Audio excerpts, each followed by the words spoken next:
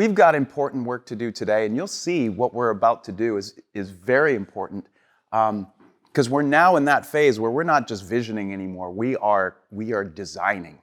And what we design will constitute the DNA of this school district's trajectory for the next 6 years.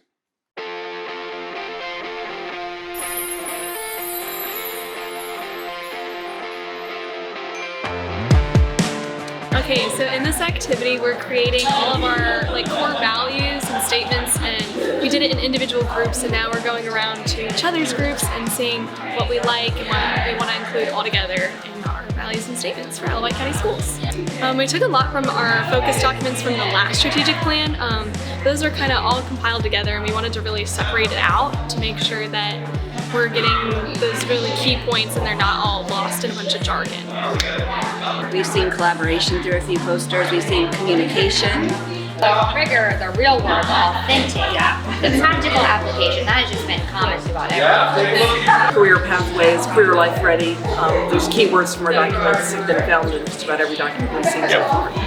I know we talked a lot about how the focus documents were unique to all of Wight, and they're not in a lot of school systems, and I think that they really made it easy to see all the values that all of Wight holds, because they're really reflected in those documents, and I think it's made it a lot easier to build upon that. Our focus documents really seem to hover around all of the goals, the academic excellence, student well-being, HR efforts, and maybe focus documents weren't so much of getting these teachers in, but for keeping our teachers and making sure that the teachers are prepared and showing that we are invested in the teachers. And then also the focus documents do hover around the learning environment as well. I thought it was really eye-opening, the quadrants, because if you looked at the top 2 quadrants, I think we're doing a really good job putting the students first. And there were so many things we're providing for the students, and then it was very eye-opening, some of the quadrants that didn't have as much, that if we want to continue to have that impact on the students, there are other areas where we really need to focus. And if we focus in those areas, it's going to follow back up on the lifelong, that we want to prepare these students for life, not just high school graduation. I now want you to document the initiatives that Isle of Wight does not have, but needs. What are you going to put on your grid that more purposefully balances the supports available for these 4 emerging focus areas? Every organization has a mission and vision. Oh, that's all fine and good. But without values or core beliefs, those mission statements, those vision statements have no rocket fuel. There's no how there. The values and beliefs do need to be a group decision. It cannot be like, these are my values and beliefs and this is how it's going to be. It should be centered around the entire community or organization.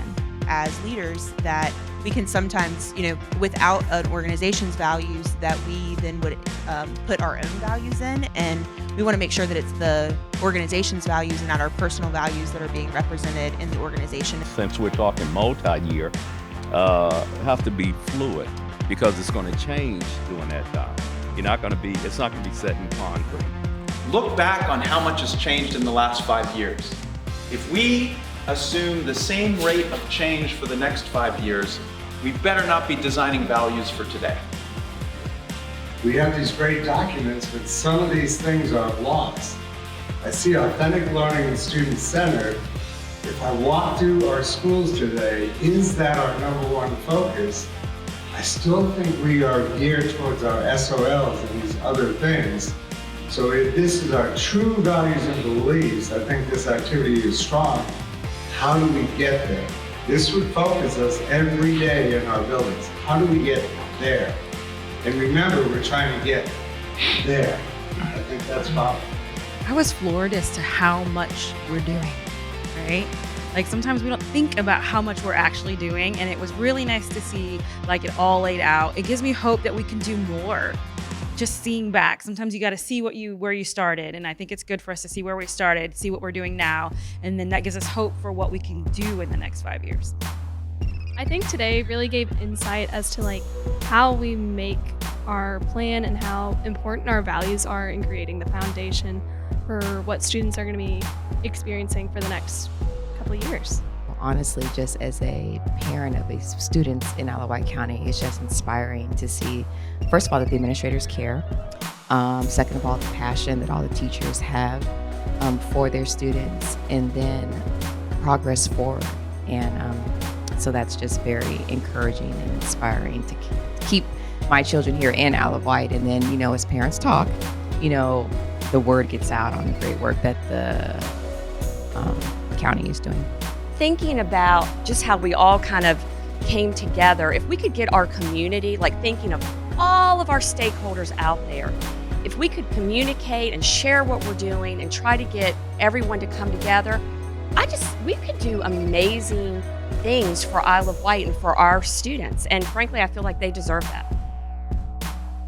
Look at the results on these walls. This is more than just color. There are powerful, powerful ideas on these papers. It is a joy to work with a community that cares as much about its schools as you all. We are expanding the window of dialogue in this community by bringing in work groups. In the new year, we will also go out to community and invite family members, caregivers, taxpayers, local citizens the opportunity to see the emerging work that we have and to have a dialogue with us. And so this net is going to continue to be broadcast wider and wider. And then later in the winter and into the very early spring, we'll tie it all together into a strategic plan. It won't just be something that Lori and I cooked up or that your district worked on behind the scenes. This will be something that is authentically co-created across your community. We will come together, date to be determined, in February. And when we come together again, oh my goodness, will we have something to preview. Your job as a steering committee could not have been done better. You have created the structures and the urgency for dozens and hundreds of others to contribute to the details of this community strategic plan.